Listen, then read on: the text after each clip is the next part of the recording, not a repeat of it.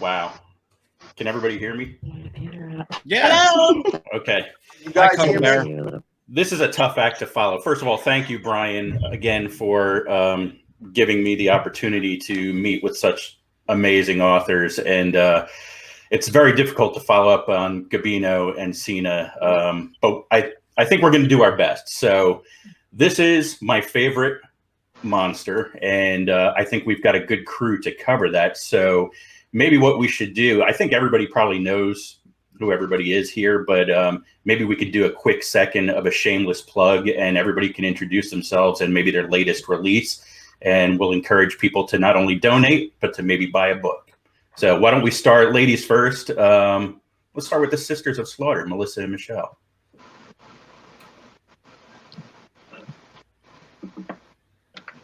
Are they frozen? It's frozen. They're in another multiverse. All right, Dee, why don't we jump to you really quick? Hi, I'm Dee. How's everyone doing? I run the Horror Writers Association for the Virginia chapter, and we're under hurricane watch, so I might pop in and out depending on what's going on outside. And actually, the last thing that I've published wasn't even horror. It was a fantasy based on Glenda the Good Witch killing Stephen King. So I like the mix up stuff. Wow, interesting. All right, we got Melissa and Michelle back.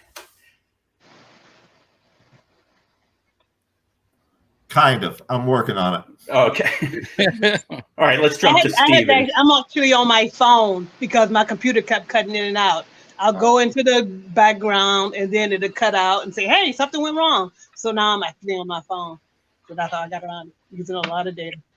How about you, Stephen? I know you got a new release out, very new. Yeah, I'm Stephen Graham Jones. This is my new one. What is it? The Only Good Indians came out 2 weeks ago. And I'm in Colorado right now. No hurricanes. Sweet. How about you, Hunter? Hey, I'm Hunter Shea. I live in New York, and I'm drinking Bronx Brewery. I'm close by the Bronx. My newest book that's coming out is Misfits. That'll come out in another month. Wow, this is a month away. Wow. And I host the Monster Men horror podcast, so I guess I'm in the right place right now. Cool. Well, it's always good to see your face, Hunter. I'm in love with you. You are my favorite teddy bear. And now it's out there. So how about you, Scott? I won't abuse you the way I do Hunter. Oh, you can. I'm used to it. I'm Scott Baker. Scott M. Baker is my writer's name, from Concord, New Hampshire. So we're enjoying a blustery 71 degrees, which for us is hot this week. And my latest series is the Nurse Alyssa versus the Zombies. The third book will be coming out August 7th. Easy to find on Amazon. Cool. Okay, and I guess I'll introduce myself very quickly while we're waiting for Michelle and Melissa. I'm Chuck Buda. My latest release is Desert Fangs, which is the fourth installment in my Son of Earp Weird Western series. And, it's I'm having a good time writing that. So let's jump right in and rip off the Band-Aid. It's my favorite monster. So I'll throw it out there, whoever wants to jump in first. But I guess talk about what your favorite monster is and how you came across this monster. Were you young? Was it a movie? Was it a book? And what is it about that monster that scares the daylights out of you? So I'll throw it out there, whoever wants to start. Oh, we got Melissa. Yeah. Well, I'll start. I love vampires. Introduced to it with, I guess, everybody around my age with Christopher Lee and the Hammer films. Was raised on I don't know how many different vampires he was throughout my upbringing, but he was the guy. And what I really love about it is, especially now, how they can change the rules of vampirism. The Twilight vampires are different from the originals, the TV series. So I just love that. And that is just somebody who can seduce you into giving up your most basic thing, which is your life essence. And I just love something about that. Something really gets into me about that. Wow, that's awesome. Michelle, Melissa, since we have you, you want to start by introducing yourself and your shameless plug, and then you can jump right into your favorite monster. I'm gonna die.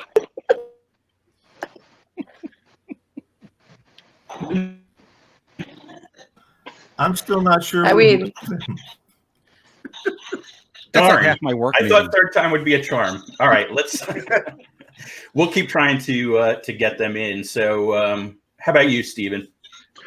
My favorite monster is the slake moth from China Mieville Perdido Street Station. It's not even a horror novel; it's a fantasy novel. But the slake moth, it's I mean, it starts out as a caterpillar, if I remember correctly, but it becomes this big, like, it's just a big butterfly, basically, but it's a carnivorous butterfly, and it uses the undulations of its its wings to hypnotize you, to try to trance you out, and then it jumps on you and eats you.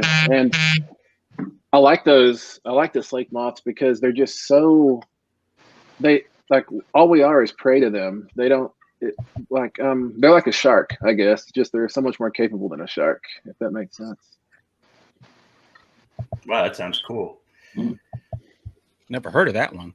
okay, well, Melissa, I'm one of the Sisters of Slaughter. I would say both our favorite monster is the werewolf. We've been into werewolves forever.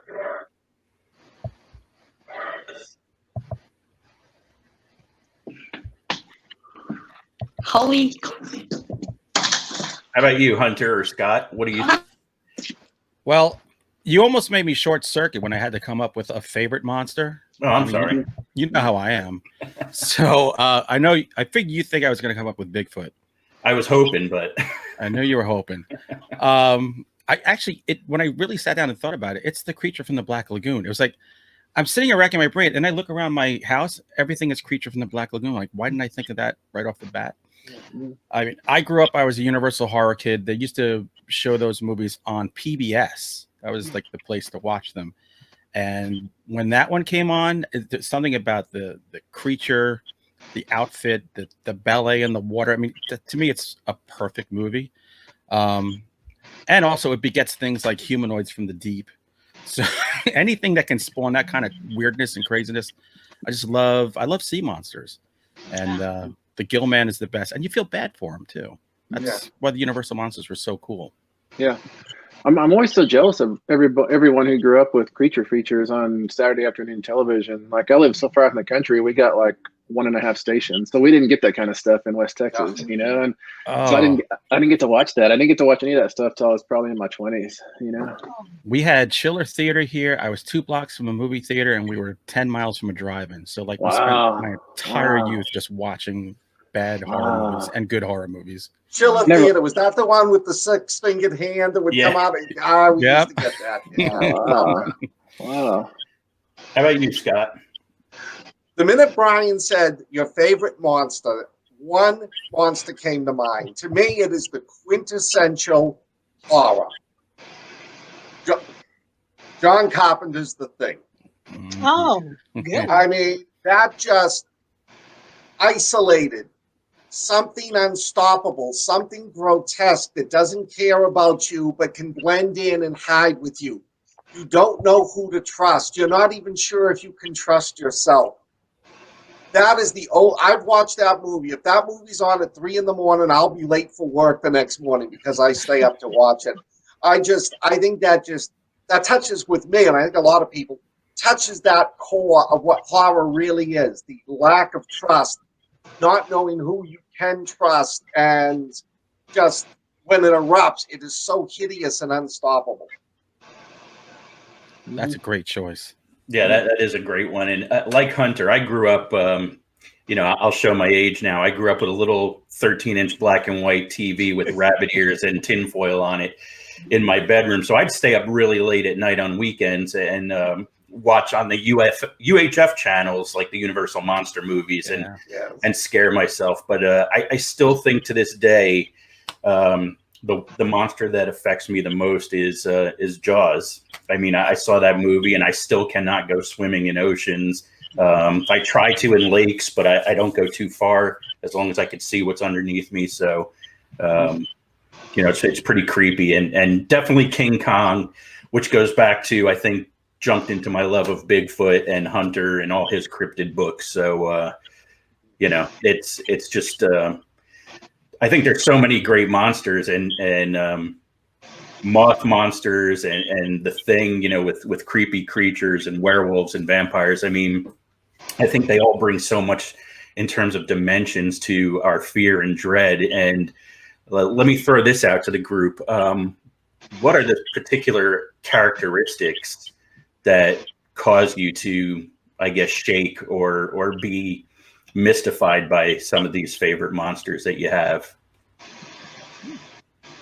Well, I have quite a few favorite monsters, but for the vampires, just like it's the seduction. It's that every vampire is different depending on who tells that particular story. It's the way that they can be so uncaring when they come for you, because all they want is the blood. There are some vampires, if you read Jim Butcher, he has a whole various courts of vampires that some come for your blood, some come for your sex, some come just for your flesh. I mean, it's the fact that once they decide they're coming for you, they're coming for you. And to me, that is like the ultimate predator. Like once they point you out, you're it. And unless you got a stake or some knowledge on how to vanquish this particular vampire, you're in trouble. You got a fight on your hands. Yeah, and I always thought vampires appealed to us because they're our inner selves. They're the emotions, the lust, the desire that we tamp down during the day. But when you're reading the vampire, you can just let all that stuff go. You don't care if they're, attacking people at will or killing whoever they don't like. And I think that scares us because that's like, ooh, I'd love to do that to my worst enemy, but we can't. That's a good point. Now, Dee, do you like the vampires like True Blood that get along with society, or are you more of the 30 Days of Night badass vampires that just eat their way through humans? Ironically enough, I prefer the True Blood vampires, but my one problem with all these vampire movies is I never understood, why do vampires choose to live someplace like New Orleans or California? Like, why don't they move to Alaska? Like that to me would be vampire haven. Why? Like that's the one thing that I tend to point out when I'm like, really, another vampire in sunny California? Of all the places in the world, you go to sunny California. But I don't like the 30 Days of Night vampires, only because I really didn't understand why so many had to kill, why so little vampires had to kill the whole herd on one night. Like that just did not, or 30 days, 1 month. That never made any sense to me. It's stuff like that that just gets into me and bothers me. They had the munchies. There's a lot of smoking going up there in Alaska, so they had the munchies. I think going to the big city, if you're a vampire, New Orleans or LA or wherever, like you want to go where there's people who won't be missed. If you're in a town of 1,200 and you snatch one of them, that person's gonna be missed. If you're in a town of millions and there's one drunk stumbling down the road at 4 a.m, you can probably take that person, I would think. Yeah, but tactically, it's not really a wise. You got to get Renfield, and you got to get guard dogs, and you got to have the atomic time. You got to know when the sun's set, when it rises. I mean, it's so, what's the mass transit like? And are you a flying vampire? Like, it's so many things. Like, do you have a car? How are you getting your car registered? You've been 300 years old. It's things like that that's just like my nitpick with certain vampire movies. See, I like the fact that monsters upset the apple cart. I just love where we think we've got our shit all we're done. We're good. We know what's going on in the world. I like the fact that monsters come up and just wreck everything. Yeah. You read my stuff. I don't have sympathetic monsters. I grew up watching sympathetic monsters, but my monsters are just evil. But I like the fact how they just take everybody out of their, we know what we're doing in this world zone, and I just love mayhem. I don't know. Maybe I'm an anarchist deep down at heart. Brian Aldiss, the science fiction writer, he has a story from forever ago called Heresies of the Huge God, which is about, it's kind of an interstellar gecko that jumps from planet to planet. and it jumps to Earth, and of course it just destroys Earth because we're just a pebble. We're just like a stepping stone to get across the galaxy, you know. Right. And That's and awesome. I love the way that does show how insignificant we are in the bigger tapestry of existence. You know, Right. we Yeah. think we're at the top, but we're not at the top. I don't think. Nah. I do love stories like that. Yeah, I think that's an excellent point that Stephen makes. Is regardless of what scares the crap out of you, I think it's that dread that there's something else that has our number, and which is funny because we're sentient beings, and if anything, we should be more afraid of ourselves. And sometimes I believe that people are the worst monsters that are out there. But when you think about humans and humanity, and death is always hunting us down, each day after we're born, that we would fear that more than some of these creatures that darken our dreams. But there's something to say about I think the lack of control and something that we can't quite understand, and perhaps maybe that's what scares us the most. When all of you sit down to create, what part do you when you think of putting scares in people's minds or dread, do you start with a particular aspect of a monster, or do you let it come to yourself? I guess what I'm trying to say is, do you start with a specific concept or theme that belongs to that monster, or do you let the monster feed the horror itself as you progress through the writing? Well, the first 2 series I did was a vampire series, and I made mine 3-dimensional characters, but evil. Because one of the things I always hated, like in 30 Days of Night, they were just monsters. You didn't know anything about them. They were like a giant reptile or a giant bug. I pretty much kept to vampire themes, and with the zombie novels I did. When I really started to have fun is when I did my young adult fantasy series about portals opening between Earth and Hell. I was able to create anything I wanted. I'd see an interesting image of like zombie ants on YouTube, and there was the next thing I knew, I'm writing about zombie ants invading Earth. That was fun. But sometimes with your traditional monsters, vampires, zombies, werewolves, you're kind of trapped into the role models. If you extend too far from it, you can piss your readers off.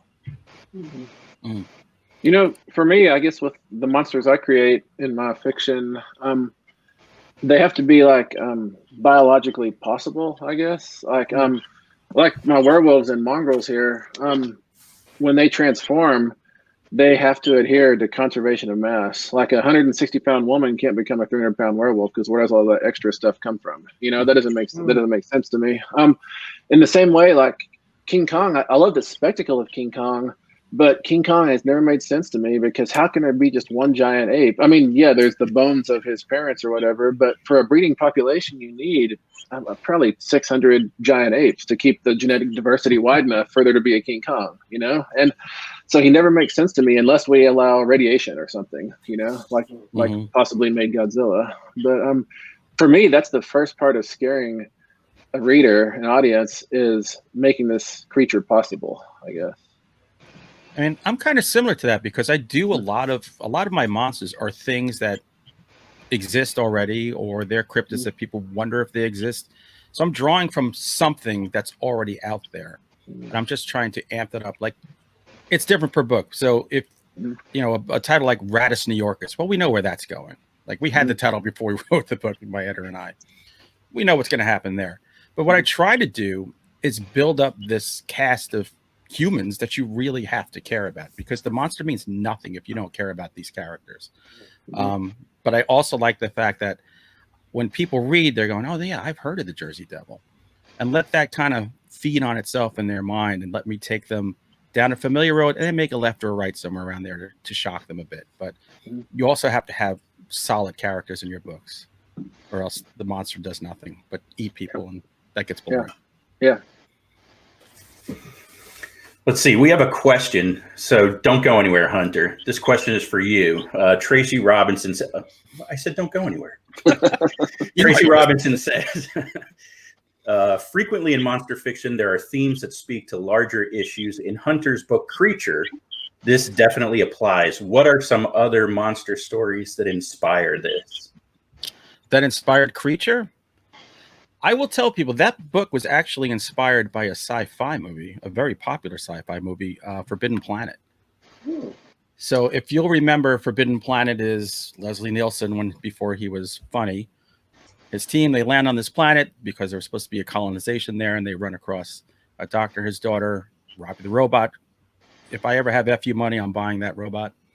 But there was an alien race there, and the doctor, without knowing it, has tapped into their brain power, and he's created this creature out of his mind to defend his daughter and defend the planet.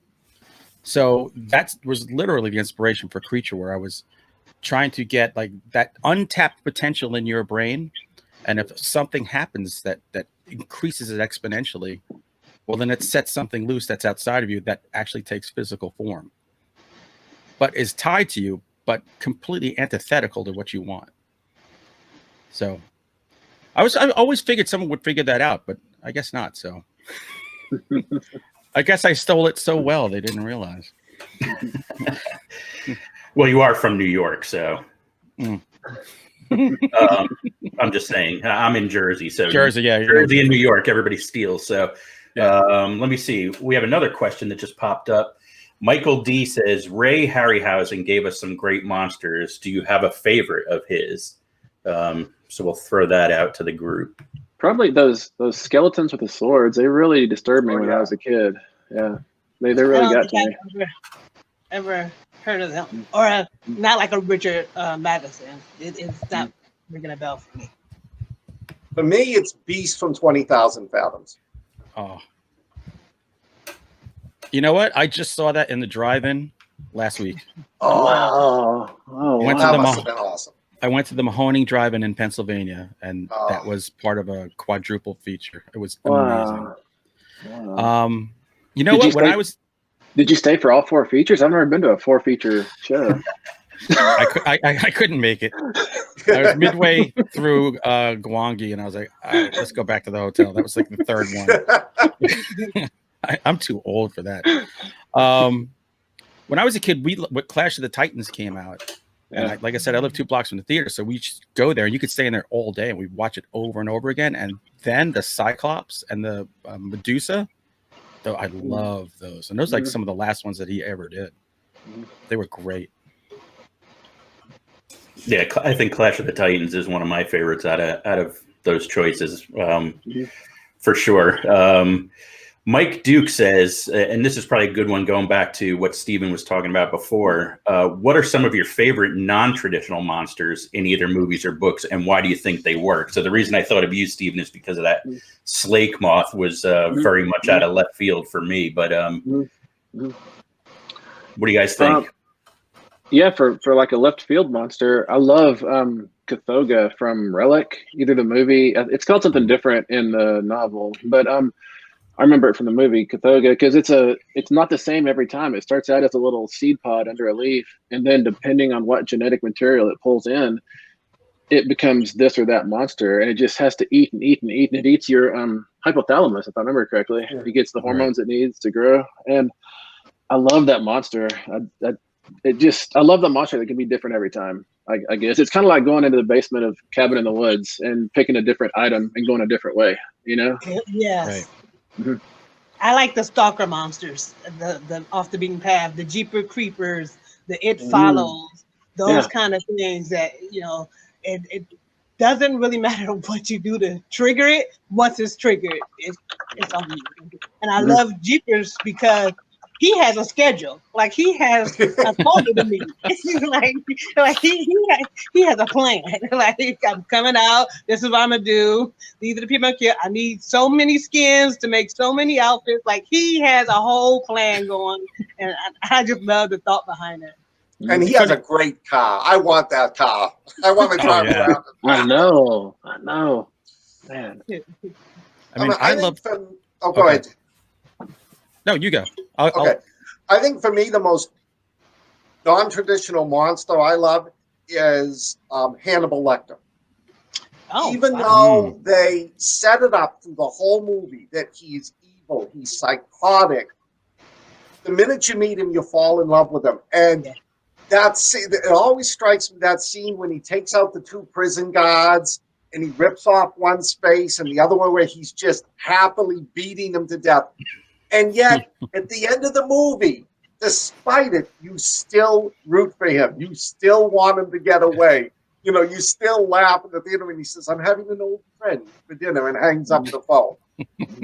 I loved when didn't he have a scene where he actually pulled off somebody's head and he was pulling the brains out and like sauteing them? That was in the second Animal. or third movie. Yeah. Yes, yeah.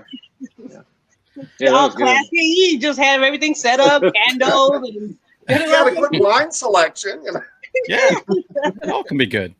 Yeah. My That's favorite good. monsters of the last 20 years were in The Descent. And I think that's one of the best monster movies of the last 20 years. But because when I watched that, when it was all done, I was like, whoa, those are people. Like, those are just people who've been trapped down there forever. So they're not necessarily monsters. They're just us. You know, hungry, blind, cannibalistic, all kinds of things. But this is probably what would happen to us if we're trapped down there. So they freak me out. You know, those monsters from The Descent, the crawlers, are very similar to the monsters in Dead Birds. If y'all seen Dead Birds, it's like an Old West. They look really similar. They're pale and crawly and everything. They are disturbing, really disturbing. And the fact that you're in a cave system and you're in tight spaces and you have really nowhere to go. That's an excellent movie. And by the way, thanks for mentioning It Follows before. That's one of my all-time favorites. For sure. Let's see. Oh, the great JVB, Joseph Van Buren, who I liken to be the cyberpunk Kerouac. If you ever read his poetry, it's really good. Question for the panel. Do you think we get desensitized to some monsters after a while, or do they change with the times?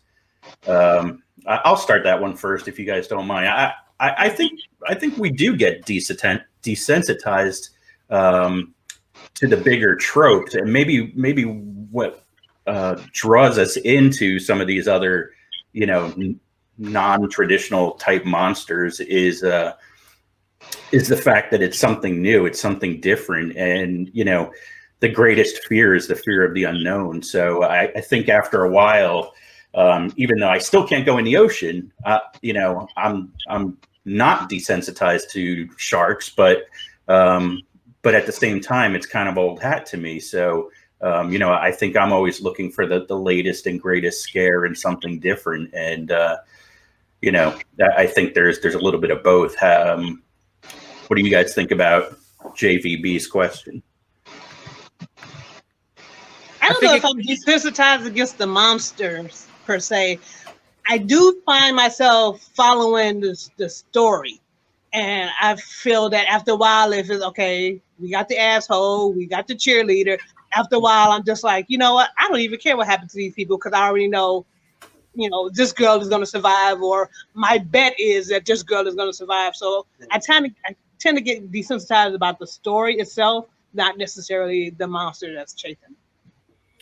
I think things happen in cycles. So like the 80s, it was slasher all the time. And that fell off. And then you got vampires, tons of vampires, that fell off. Zombies have come, that falls off. So I mean, it's cyclical. I'm waiting for the big mummy craze. Yeah, it's got to be coming, right? It can't just be Brendan Fraser. That can't be the end of it, right? What about the Tom Cruise movie? Yeah. Oh, that might have put the nail in the coffin. That might have been the end of it. Encino Man was frightening. Yeah, no, Hunter's right. We do cycle through the same set of action figures, but I do think that recently we've gotten kind of a new action figure with artificial intelligence. That's becoming something that's more and more the boogeyman for us. We sense that it's more possible than it used to be anyways. And artificial intelligence, as it's portrayed in stories and movies and stuff, is quite dangerous. Quite fun, but quite dangerous, Right. Yeah, I do think we become desensitized, which is why somebody has to step forward and change it. I mean, I was getting bored with zombies, and then World War Z came out. Both the book, which I adored, and then the movie. And I don't put them in the same category, but the fact that you had hordes of rapid, ferocious zombies changed the genre a little bit. It made it interesting. It took it away from the old shambling ones that my grandmother could walk away from on her walker. No, it's true. You know what? The zombie movie that came out that was really good was Train to Busan. Oh God, yes. And it was very similar to what we've seen already, but there was a heart to it, and just there was a terror. Like 'cause they were so it was brutal. like Dee said, it was the characters. You felt for them in that. Yeah, for sure. Yeah. Let's see. Mr. Frank. Oh, we're gonna let a question from him come through? Yeah. All right. Hey, I didn't get a chance to read that. Thank you. Wait, put it back. I'm not that fast or bright. Can monsters be the protagonist? That's an excellent question. Who wants to jump on that one first? You know, John Gardner has his novel Grendel, in which he turns Beowulf around such that Grendel is the monster going through the Beowulf story, and it totally works, I think. Oh, nice. Yeah, I see Frankenstein that way too. I completely read that book every time as if he's the protagonist. I guess because I look like him. I mean, I think there's a lot of. I mean, I would include the original King Kong. He was the good guy. They hunted him down. They brought him back. They kidnapped him, brought him to New York. He went berserk. They shot him down. Frankenstein, creature from the Black Lagoon. He didn't go looking for trouble. They came for him. And I think also you could throw in there Fido and the zombies from Warm Bodies. The one that came to my mind was Interview with a Vampire. Oh, where, yes. Where Brad Pitt's character, Louis. He was telling his story, and throughout the whole story, he was trying to be good. He just had to do things to live, and so that I think yes. The answer is yes. Monsters can be protagonists. Hey, my entire childhood, Godzilla. He started out as the antagonist, and then he became the good guy for like a whole slew of movies in the '60s, and Son of Godzilla, and all those Gamera. Like a lot of them started out bad, and then they became good. Even though they were destroying everything and killing everybody, they were still good. Hey, it happens sometimes. I see another good question here from Otter Poet. Many monsters reflect our social anxieties and cultural times. How can we design monsters now without being too trite or on the nose? That's a tough one. I don't have an answer for that right off the top of my head. I think if you try to design your monster to answer the current political atmosphere or anything like that, it's probably going to feel too on the nose. I think what you got to do is just have your own political biases or agenda or whatever it is, and then create a monster. And whether you want to or not, your own politics are gonna, and the whole atmosphere, like you're like a sponge at the bottom of the sea, and you're soaking in the world. And then whatever you do is gonna find its way into your monster. I think just like like the Blob in the 50s, and then it came around again in 88, I guess. That was about being subsumed into something, and which makes sense because we were all scared of communists back then, of being that kind of similar. And then we get vampires, which are the rich feeding on the poor, in the 90s. I mean, I always thought that one of the reasons zombie literature has been so popular the past 10, 15 years is it's just us sort of living our fears. The economy is up, it's down. Everybody's talking $1 trillion debts. There's rioting, there's protests. Now there's COVID. Should we wear a mask and close down? Should we open up? Nobody knows what to do. And I mean, myself, I enjoy good zombie novels because it's like a reset button. You hit the button, there's no rich, there's no poor, there's no left, there's no right. We're all even, and we all got to start over. I'm surprised there are more monsters with like straw-colored comb-over hair at this point, no matter what they are. I mean, when it comes to movies, I'm looking for like that next great one where like Pumpkinhead or something or Alien. Like I'm waiting for someone to come with that monster. Yeah, exactly. So a monster movie that I thought was really good, that the monster changed every time. You ever see Spring? Where it's the movie Spring, where it's really it's a love story when this woman has a curse where she turns into a different type of monster every night. Oh, I thought that was brilliant. I would be interested in that. Because that was cool. Because every time she changed, you got something brand new. Made it even tougher for a poor guy who was in love with her. Let's see. We have another question that just popped up. Janine Horror Writer says, if you could reopen the X-Files, which case would you choose to look at first? Oh, That's a cool one. oh wow. I guess for me, it's the fluke monster because with the pandemic and the lack of toilet paper and, fear of all things crawling up toilets, I think for me, that cannot be done enough. Yeah, I almost wore that shirt for this, by the way. I swear to God, it was in my hand. I was like, no one's going to know what that is if I show, so forget it. No, I was gonna say fluke monster, but and I guess Eugene Toombs, he's the obvious one, so I won't say him. How about Pusher? I think the guy who can like do that fire starter thing. I think that was a really good one to look into. I mean, I'm a big fan of all the alien ones. My wife and I argue about aliens all the time. She watches Ancient Aliens, and I'm like nitpicky. But if they're really good in this episode, how can they have done this in that episode? She'll punch me and tell me to shut up and just watch the show. So. Yeah, come on, Scott. All of those are very true. You lay off her now. I agree with Scott. The aliens one, I think I would be the ultimate molder. And just anything that has an alien in it, a bright light around it, some piece of metal in someone's nose, that would be the one that I would just obsess over. See, to me, there was one episode they dropped the ball, the Jersey Devil. That episode dealt with homeless people. There was no Jersey Devil in that. So I would like to see the Jersey Devil with the actual Jersey Devil. That's true. Yeah, that Jersey Devil one turned out to be kind of like throwback Neanderthals or something. Yeah, I was like, what is this?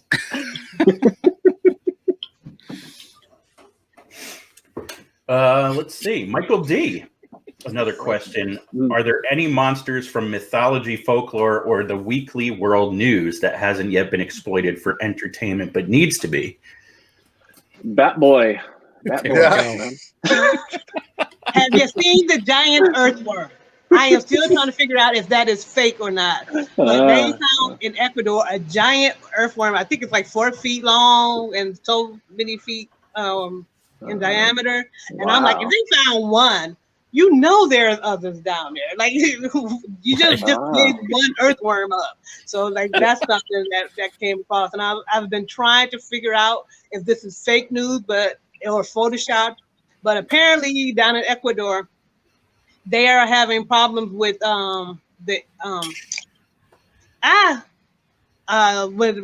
frogs coming out with like 6 legs and 3 eyes. So there's a real problem with the word escapes me. It starts with the E. Well, the ecosystem, something's wrong. Yeah. Right. Yeah, the ecosystem is all jacked up. They got all kind of new mosses down there that's eating up the insects. So those are the kind of things that I would love. It's Mr. Burns. It's Mr. Burns. He's not controlling the runoff from the power plant. 3-eyed pig. I don't know. I want him to do the movie about the alien that has met every president since like JFK, but changes his height to be the exact height of the president. Yeah. Oh my God, there's like so many to choose from. I used to love the Weekly World News. It's back on Instagram, by the way. So it is. Yeah, so you can follow them. They have like headlines every day. It's awesome. Oh wow. I'm gonna say I still think Cthulhu. People can say it's been done to death in literature, but a Transformers style epic movie of Cthulhu has not been done, and it needs to be done. So, speaking of Cthulhu, Armand Rosamilia jumps in and says, what monsters are unrepresented in fiction, not necessarily in film? So opposite of what I was just saying in terms of Cthulhu, I guess. What do you guys think is unrepresented in literature? Oh, this is weird. I feel like I'm tooting my own horn. But the new book I have coming out, because I look for things, I look around and go, all right, what's not out there that people kind of know about, but there's not much out. So my book Misfits is about the melon heads. I don't know if you all know who the melon heads are, but in my town, we all had the fear of the melon heads, and they were this race of people who lived in the woods and would charge you with machetes. They were possible cannibals. It was all designed to keep you out of certain places. But they were big in like Connecticut and Ohio and Michigan and everything. And there were tons of crazy stories about the melon heads. And it was like, were they like a lost race of people? Were they escaped mental patients that just inbred with themselves over centuries? So we were scared. We were scared to death of melon heads when I was a kid. Wow. Is that where Pauly Shore got that thing where he calls a head a melon? I don't know. But yeah, when I looked around, I'm like, there's not much melonhead fiction. So I said, all right, let me try my hand. That's nice. You know, I think there's not enough really like mask wearing slashers on the page. I think they're easier to do on the screen. So, and it's hard to translate that into the page in a good way. And I think we need more Jason Voorhees on the page. I agree. Dinosaurs. That's what got me. That was one of the things that got me hooked on it, was time travel, going to dinosaurs, dinosaurs coming back to life in the present. And reading those books was one of the things that got me hooked on the horror genre. And I can't recall seeing any in quite a while, other than Jurassic Park. For me, it's bacteria. I love, and I know it's not really a monster per se, but once it gets out of hand, like books like Andromeda's Thread or The Hot Spot, those to me are just like, they just grab me because it's something that just happens and there's nothing that you can do about it unless you know how this mutation is going to go on. So, hey Scott, I'm going to hook you into Severed Press. Check them out. They put new dinosaur books out every month. Oh, really? I didn't know it. You're going to be in hog heaven there. There's so many back titles. You're going to love it. There's also a lot of dinosaur erotica out there, as I understand. Yeah. Along with the Bigfoot erotica and gargoyle but the erotica. T-Rex's hands are too short. Here's a cool question. Chris Kassarch, horror author, says, which monster, traditional or not, would you want to write about in a future story or novel? Demon. Demon, just straight demon. I love the demon. So if I could figure out a rare demon for whatever reason, what do you love about the demons? I'm sorry? What do you love about the demons? Like what attracts you? Demons is that 99% of the time, you got to summon them before they come and mess up things. Like, I like the ignorance that sets them free. It is something about that just like, hey, let's do this stupid little thing. And then now a demon is out in the world. And now a whole society has got to figure out how to rid themselves of it. And I would love to be able to find that perfect union. Like, which one? I can't remember the movie, but I think his name was Baal, where he was actually possessing the kids to kill the parents. And those kind of, I would love to be able to figure out a demon just with that. Yeah. Oh, that's a good one. But what is it, Bagul or in Sinister, right? Yes, Sinister. That's the movie. Yeah, creepy movie. Yeah, he didn't really do anything. The kids did all the stuff. He was just the one like, hey, let's go ahead and knock out your parent. Hey, I'm a parent. I'm a parent. Kids are scarier than monsters. I know. You know, I was gonna put a snake in a vampire. You can't do it to your kid. I'm not getting trouble. Try me. Just try me. Believe me, I know. You know, I was gonna say demons too, but last night I watched Host on Shudder, which has a demon in it, and I don't want to mess with demons anymore because they're too scary. Yes, yes. And I loved everything about that except the reasoning behind it. I loved it. I know. I would love to do Mothman. Oh yeah. Please. Not a lot done on that other than John Keel's book and a Richard Gere movie. Yeah. No, what I did was in my 4th zombie book coming out later, I had zombies that they evolved and they started to have like a hunter mentality, like animals. They'd grunt, they'd learn how to ambush, they'd learn how to hunt in packs. And several of the scenes are based on the zombies trying to track down the humans. Yeah, I did these evolving zombies in one of my novels in Zombie Bake Off. They go through 3 stages. They start out as just like piranhas, then they get a little smarter, and then they get to where they can kind of imitate people, and infiltrate society. Yeah. But evolving zombies are really scary, I think. Yeah. I think for me, I would love to do. I mean, I'm obsessed with Bigfoot, but I just find the reason I don't is because it's just so hard to top what's been out there already. I think so many people have done great, scary things with Bigfoot, and I'm afraid to just let everybody down and do that. But I think I saw something pop up. We've got time for one last question. Who's throwing us a question? Somebody throw us a question in here. Oh, one of us? Sure. Yeah. How about? Okay, I have a question for the panel since you're all established. Given what we know about monsters, which monster do you fear to come across any given time in your camping or knock on a window, broken down car? Which monsters would you say, I'm dead? Which is the one that gets into you the most? That's a damn good question.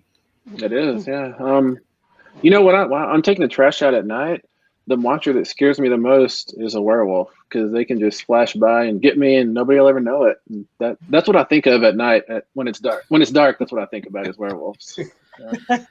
I mean, there's a subset of Bigfoot that are supposedly super violent, and I can't remember the name of them. I had a long conversation, like an hour, with somebody once at a convention who was like, he was hunting these things. But if those were around, because a regular Bigfoot, I'd be like, all right, yeah, well, he's going to walk by. He might scare me or throw a rock at me. But if those came by, I think I would just probably have a heart attack and die before they could get me. Self-preservation. Max Brooks has those big feet or Bigfoots in his Devolution, and they just tear you, they rend you limb from limb and just eat all they can. They're pretty violent now. Yeah, those, I don't think I want to run across those. Yeah. I don't know. For me, it would be basic. Jason. Determination, and you can't stop him. No matter what you do, he's just going to keep on coming at you. So, See, I live out in the woods, Steve, but my fear at night isn't like something attacking me. It's when I let my dogs out. I got one dog that's messed twice with a porcupine and twice with a skunk, and has lost every battle. I'm terrified of the day she comes running in with a bear cub in her mouth and Mama Bear following me. Growing up in the Bronx area, I'm just more scared of people. When I go out at night, that's what I'm scared of. Yeah, no doubt. For me, I think it would be Bigfoot, just because, I've spent a lot of time throughout my life in the woods, camping and hunting and hiking and everything else, and, had an experience or what could potentially be an experience. And, so I spent a lot of time studying the potential cryptid, and I would not want to run into one of the creatures in eastern Texas, because it sounds like they are the worst out of all the potential Bigfoot in the country. So must be the heat. They're irritable. Yes. D, can you answer your own question? Which one would you not want to run into? I'm a hunter. I'm a city girl. So if I'm ever caught out in a back road, it's people, and then second, some kind of animal. It doesn't really matter. It could be a possessed moose, and I would think like that. That's in Maine. But down by the Bronx, anybody in a Richard Lehman novel, anybody in one of his novels, I don't want to run across them in the woods ever. Yeah. Well, you got all the UFO issues too, right by the Hudson River by you. So, which we've talked about. I'm not afraid of them. I'm waiting for them. Take me home. I'm on the fence. If it'll get me out of work, they can take me. Oh, good point. Brian's back. I'm back. Wanted to give you each a chance to plug your own stuff before we move on to our next guest. And I wanted to pop in again and thank you all for participating and donating your time and your knowledge today. Well, Awesome. Thank you for inviting us. Yeah, thank you. Thank We were- you. Thank you so much. We were kind of talking about earthworm gods too, man. I heard. I wanted to pop in and say that's not fake news, and I should get royalties every time that photo is used. So Stephen, let's start with you. Yeah. I mean, we all know what the latest novel is. Go ahead, tell folks about it. The Only Good Indians, out 2 weeks ago, about some hunters who make an elk mad, and it comes and gives them some grief, I guess. It's a slasher. Hunter, how about you? Well, I mentioned before, Misfits is coming out next month. It deals with melon heads, and it's a group of 5 kind of stoner teenagers in the 90s. Lots of grunge references. Feeding a dude to the melon heads and see what happens from there. Do the melon heads actually have like are they like cone heads that are flat? They're supposedly have misshapen head. They're kind of all Okay. deformed, and All right. and sometimes they can be albinos, sometimes they're not. It's a weird kind of thing. Okay. Dee, how about you? What have you been up to during the pandemic? Oh, my current work. I have a couple, but my current work in progress is a team of house renovators who found a niche in going out and renovating these haunted houses, and eventually they come across the wrong one. So that's No melon heads in that one, though, right? no. Chuck, how about you? Actually, I forgot to mention my latest release is Beers and Fears Flight Night, so which I co-wrote with Frank Edler, Tim Meyer, and Armand Rosamilia. So it's basically horror and beer all put together. It's got everything you want in it, and those guys are amazing storytellers. So fired up to be a part of that, and it's the second one that we've written. So everybody check that out. Cool. Awesome. And Scott, how about you? The third book in my new zombie trilogy, Nurse Alyssa versus the Zombies, is coming out August 7th. And September 1st, the fourth book in my young adult fantasy, Shattered World 4, will be released. All right. Well, gang, thank you so much. We really appreciate it. Thank you.